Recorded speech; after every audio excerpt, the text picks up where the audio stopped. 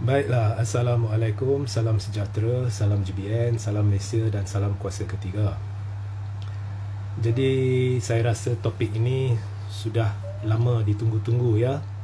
Saya telah berjanji akan berhujah atas topik ini, tetapi selalu ada isu-isu semasa yang perlu saya jelaskan.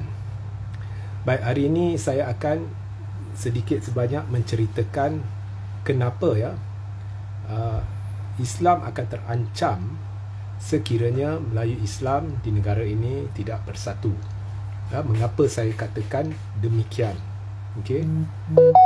Mustahil untuk saya ceritakannya secara penuh dalam satu live, tetapi saya akan cuba untuk huraikan seberapa banyak yang boleh dengan cara yang tidak mengelirukan.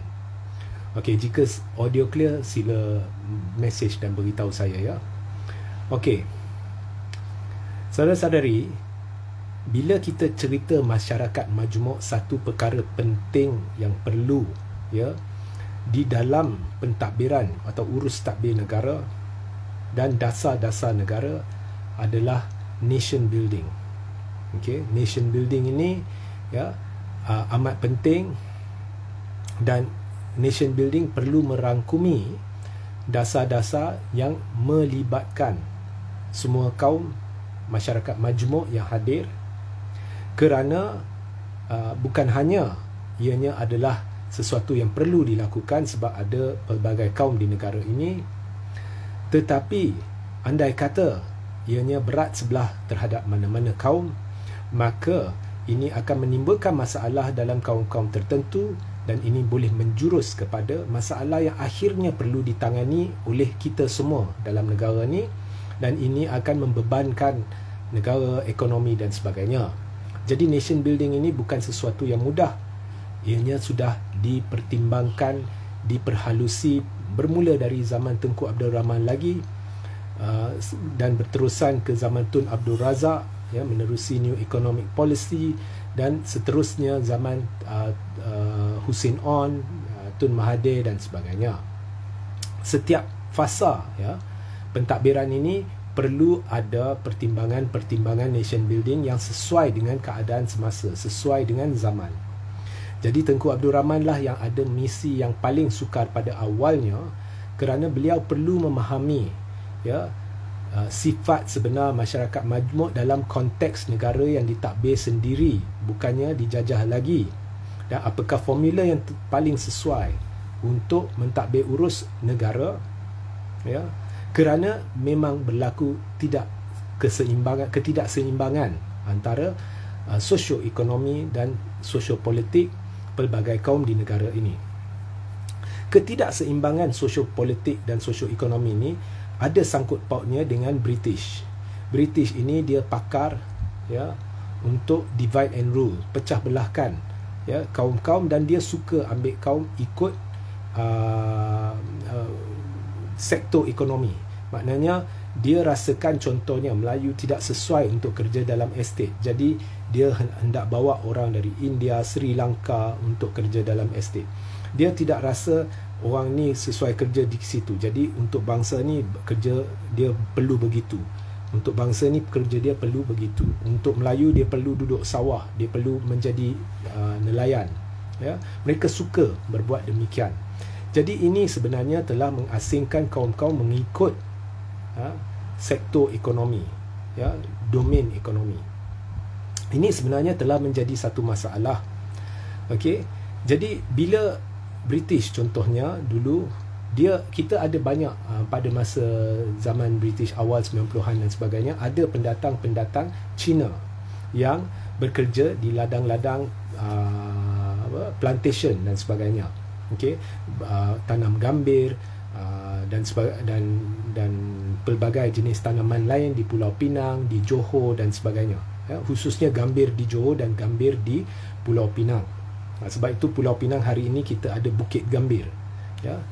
Johor saya tak tahulah ada Bukit Gambir dia ke tidak. Okey. Tetapi ada juga Cina yang kerja di dalam ladang getah. Okey. Tetapi Cina yang datang ini, dia datang bukannya dengan cara seperti mana orang India datang dulu. Dia ni datang, dia ni dikawal oleh kongsi-kongsi taiko dan sebagainya. Kemudian daripada ini saya akan rujuk sahaja sebagai ketua-ketua persatuan. Okey. Jadi ketua-ketua persatuan ni merangkumi juga antara lain, ya, taiko, ketua-ketua kongsi, kira macam gangster lah.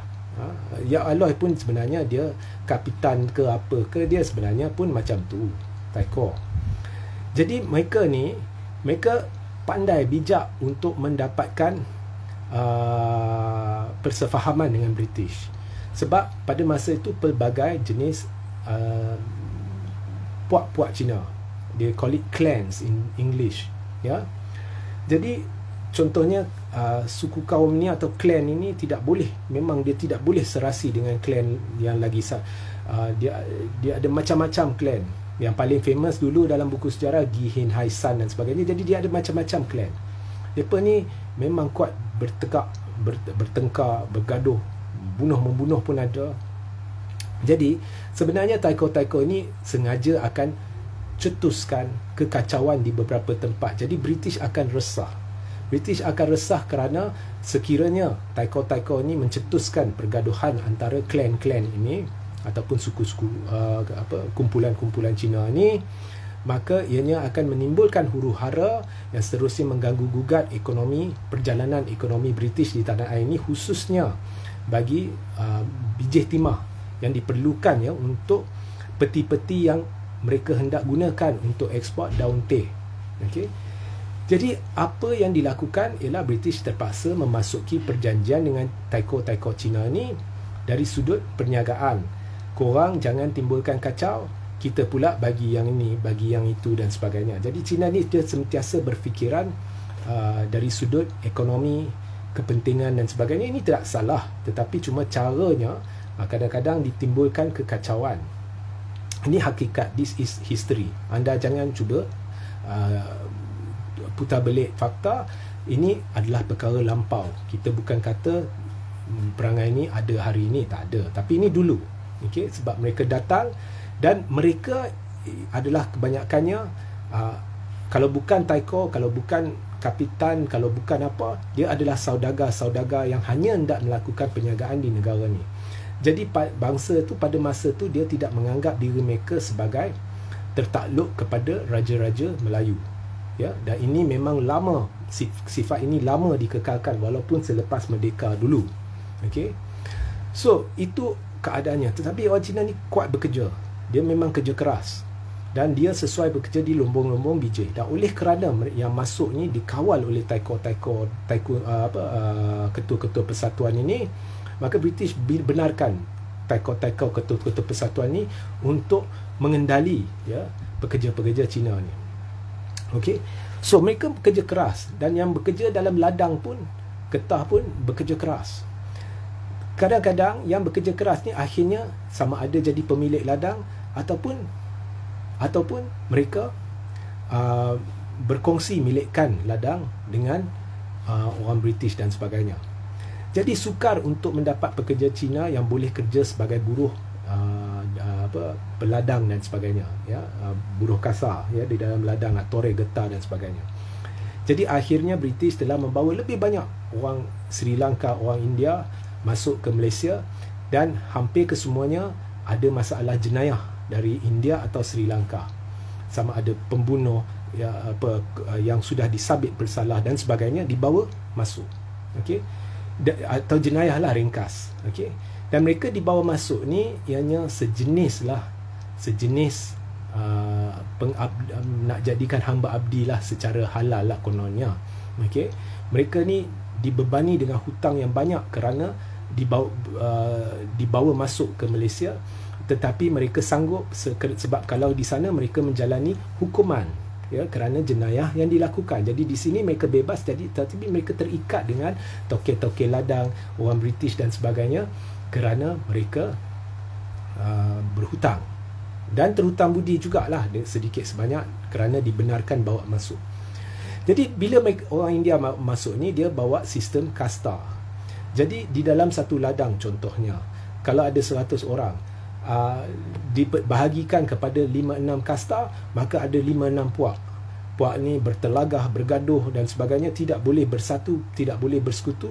Maka dengan itu, kalau ada satu puak, ada satu kuil kecil, satu puak ada satu kuil kecil dan sebagainya. Jadi masalah ini telah menyebabkan situasi di mana ada banyak tempat-tempat ibadah kerana masalah kasta dan sebagainya.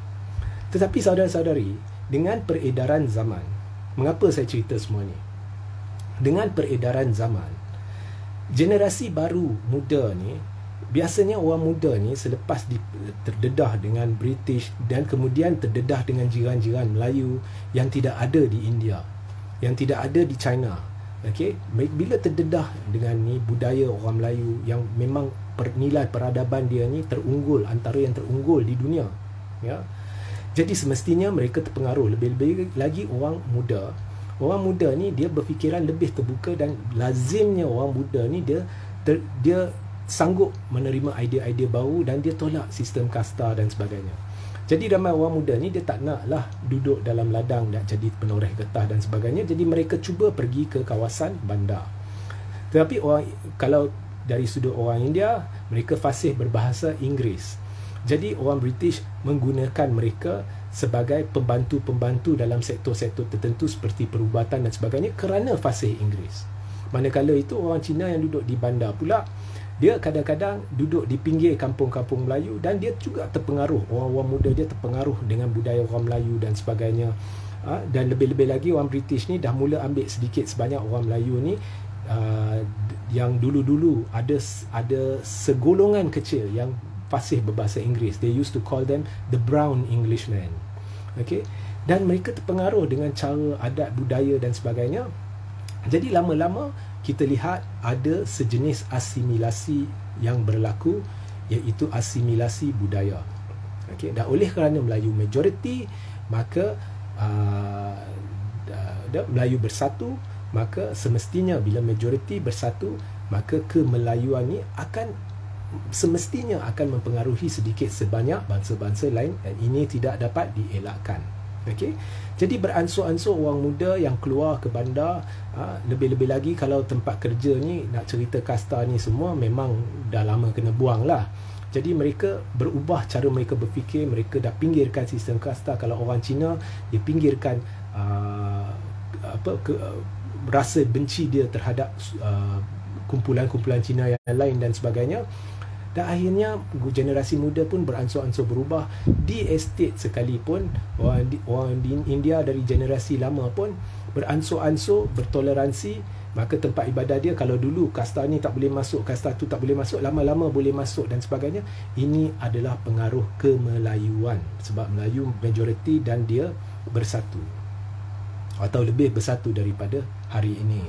Kalau kita lihat di India sampai hari ini sistem kasta ni memang subur, ya, subur, ya. Di sini hampir dah tak wujud. Okey.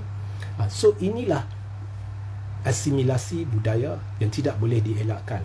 Inilah pembentukan satu bangsa Malaysia. Dan pembentukan ini tidak dapat dielakkan, tetapi dia makan masa. Disebabkan British, disebabkan mereka mengambil orang-orang India ni dalam keadaan di mana mereka ni terdesak, di mana mereka terikat dan sebagainya, dengan hutang yang banyak dan sebagainya. Jadi ekonomi mereka memang berada di tangga-tangga yang bawah, dan disebabkan mereka beri banyak peluang kepada orang Cina kerana orang Cina bekerja keras. Tetapi yang lebih penting, sebab orang British beri banyak peluang kepada taiko-taiko kerana senang. Kita urus dengan taiko-taiko ni, kemudian taiko-taiko ni jaga pekerja, is win-win, ya. Tapi akhirnya ini telah meningkatkan berlipat kali ganda ekonomi orang Cina sehingga berlaku monopoli di dalam banyak kawasan ekonomi ataupun sektor ekonomi melibatkan kaum tersebut. Melayu pula, orang British merasakan mereka lebih sesuai duduk di sawah, jadi nelayan dan sebagainya. Malah bila ada kumpulan-kumpulan Melayu cuba untuk membuka ladang-ladang getah dan sebagainya, orang British telah menimbulkan banyak masalah kerana tidak ingin orang Melayu keluar daripada kepompong ekonomi mereka, iaitu pesawah padi dan nelayan. Jadi British ni jahat sikit. Okey, asalkan orang-orang Cina, India, Melayu ni tidak bersatu, maka senang bagi British mentadbir negara. Tapi akhirnya bila British keluar, ketidakseimbangan ini dalam konteks nation building perlu diimbangi. Okey, orang Cina dah begitu berjaya dari sudut ekonomi, orang India terpinggir, orang Melayu lagi terpinggir pada masa itu. Jadi nation building ini memerlukan sacrifice daripada semua kaum menerusi satu formula untuk memastikan semua orang dapat kembali ekonomi mereka ditingkatkan, jurang perpisahan sosioekonomi dan sosiopolitik dikurangkan. Ini wajib, ini hak setiap kaum. Tetapi malangnya selepas dalam tahun 60-an, bila mula munculnya DAP ni, dia tidak pernah memahami atau mendidik orang-orang Cina yang merupakan penyokong utama mereka perlunya tolak ansur ini, tetapi sebaliknya selalu dipersoalkan benda-benda sensitif, seolah-olah kerajaan tidak adil. Sememangnya toleransi, kalau kita nak naikkan martabat orang Melayu ni, perlu ada keistimewaan tertentu untuk satu jangka masa yang panjang, tetapi amat sukar dilakukan dengan cara yang ikhlas kerana mendapat rintangan pihak-pihak berkepentingan yang mengambil kesempatan untuk meracuni orang-orang bukan Muslim. Kononnya ini adalah disebabkan ketuanan mereka. Jadi saya ingat lagi, menerusi kajian saya, contohnya Lim Kit Siang dulu, dia pernah diumum berdebat menerusi media dan sebagainya dengan seorang tokoh ilmuwan, Said Naqib Al-Atas, berhubung penggunaan eksklusif bahasa Melayu dalam karya-karya tertentu. Dan walaupun dinasihati untuk jangan berbuat demikian, dia terus-menerus melakukannya sehingga mencetuskan kemarahan orang-orang Melayu, dan ini telah mencetuskan satu suasana yang tegang. Banyak perkara yang telah diperkatakan tanpa ada sebarang usaha oleh parti-parti seperti MCA, seperti DAP untuk mendidik orang Cina. Contohnya, ini perlu, itu perlu, ini adalah toleransi mereka terpinggir, kita perlu bantu sini, kita perlu bantu sini. Tidak ada. Jadi bila mereka lihat nation building, mereka lebih lihat kepada kita buat pasaran terbuka, kita perlu adil, kita perlu ini, seolah-olah negara ni selepas merdeka semuanya sama rata. Jadi mereka mengambil kesempatan daripada sikap kerajaan yang benar-benar ingin menolong bangsa yang lebih mundur, yang bangsa yang memang memerlukan bantuan, dengan menimbulkan persepsi ini adalah ketidakadilan. Dan dengan itu contohnya bila kita cerita DAP, orang Cina lihat dia ni berani, dia ni bersuara untuk kita, MCA bersuara untuk kita, jadi kita perlu undi MCA, kita perlu undi DAP dan sebagainya. Daripada berdekat lamanya, nation building tidak ada dalam kamus DAP. Dia tidak mengiktiraf dari sudut tingkah laku perlunya toleransi, tolak ansur untuk memastikan jurang perpisahan sosioekonomi dan sosiopolitik dikecilkan. Tidak pernah dari tingkah laku dia. Malah dari tingkah laku dia, dia sentiasa, kalau kita lihat kata-kata Kit Siang dan sebagainya, menimbulkan suasana Islamofobia, menimbulkan suasana hasutan yang menyebabkan orang-orang bukan Muslim takut-takut terhadap agama Islam, orang Melayu dan sebagainya. Ini telah berlaku sangat lama.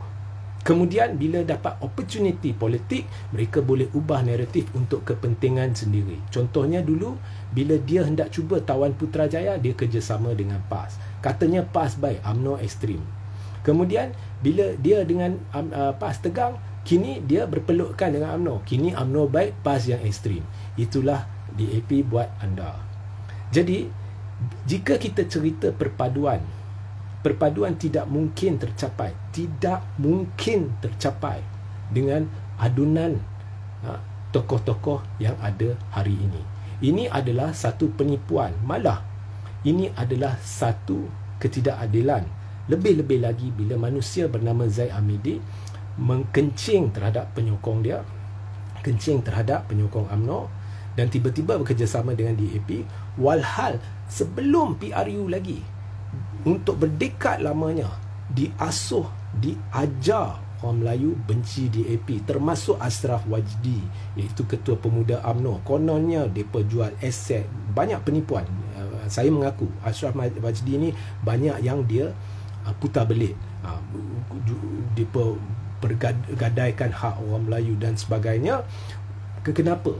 Kerana hendak mengasuh orang Melayu benci DAP, ya. Dan memang DAP banyak kesalahan dia, banyak penyimpangan dia daripada agenda nation building. Dia bukanlah satu parti politik yang harus wujud, kerana parti-parti politik yang tidak mengiktiraf perlunya dasar-dasar kerajaan dan dasar-dasar parti diwujudkan sebegitu rupa untuk mendidik orang dan mengambil kira perlunya nation building ini, maka parti-parti itu tidak harus wujud. Berbeza contohnya bila kita lihat Tun Mahathir, dia bercerita berkenaan dengan Islam, berkenaan dengan Melayu, tetapi dia juga bercerita berkenaan dengan kaum-kaum lain, dan perlunya ada satu formula untuk membangun bersama dengan cara yang menitik beratkan pengurangan dalam jurang perpisahan di antara kaum. Okey, ini tidak dilakukan, mereka cuma akan memberitahu, oh, orang Melayu diberi ni, oh, mengapa kita tak diberi benda ni. Macam hari tu Kit Siam buat kenyataan, dia kata kalau berlaku gelombang hijau, lama-lama ini akan tukar jadi negara Islam. Tengok cara dia menakut-nakutkan orang bukan Islam, seolah-olah PAS ni adalah suatu ancaman yang perlu dihapuskan, kerana jika tidak, jika makin ramai orang sokong PAS, ini akan tukar jadi negara Islam. Sebenarnya hakikat tetap hakikat. Orang Islam adalah majoriti di dalam negara ni. Yang takut adalah puak-puak seperti Kit Siang. Memang cukup takut daripada naratif-naratif yang dimainkan dia. Apa maksud dia? Ya, kalau gelombang ini kita tidak lakukan pembaruan, ia akan tukar jadi negara Islam. Ya, this is demokrasi. Ya, memang sekarang berdasarkan keadaan semasa, memang itulah yang majoriti hendak. Okey. Jadi perpaduan tidak mungkin tercapai. Apa yang bakal berlaku adalah berikut. Walaupun Melayu majoriti, dulu disebabkan bersatu, mereka boleh menerapkan nilai-nilai yang baik dalam bangsa-bangsa lain, seperti yang saya ceritakan. Tetapi sekarang mereka berpecah belah. Jika berpecah belah, akan sampai satu masa, lebih kurang tahun 2030, sekalipun ada 7 orang Melayu berbanding seorang bukan Melayu, sekalipun dia sampai, sebab orang Melayu ni bilangan dia meningkat berlipat kali ganda. China dengan India ni meningkat perlahan je. Ya, jadi akan sampai satu masa, contohnya 2030, 2035, akan berlaku situasi contohnya ada 7 Melayu berbanding dengan 1 Cina contohnya. Tetapi jika Melayu berpecah, walaupun bilangan mereka cukup besar, tetapi mereka akan bersifat minoriti kerana terlalu berpuak. Dan akhirnya, walaupun mereka majoriti, bukan nilai peradaban mereka yang akan menerap masuk ke dalam bangsa-bangsa lain. Sebaliknya, nilai liberal bangsa-bangsa lain akan menerap masuk ke dalam golongan muda orang Melayu. Jadi jangan nangis esok sekiranya sampai satu masa 2035 atau 2040 anda ada anak yang mempersoalkan kenapa perlu solat 5 kali sehari. Itu sahaja mesej saya. Sehingga kita berjumpa di lain masa. Assalamualaikum, salam sejahtera, salam GBN, salam Malaysia dan salam kuasa ketiga.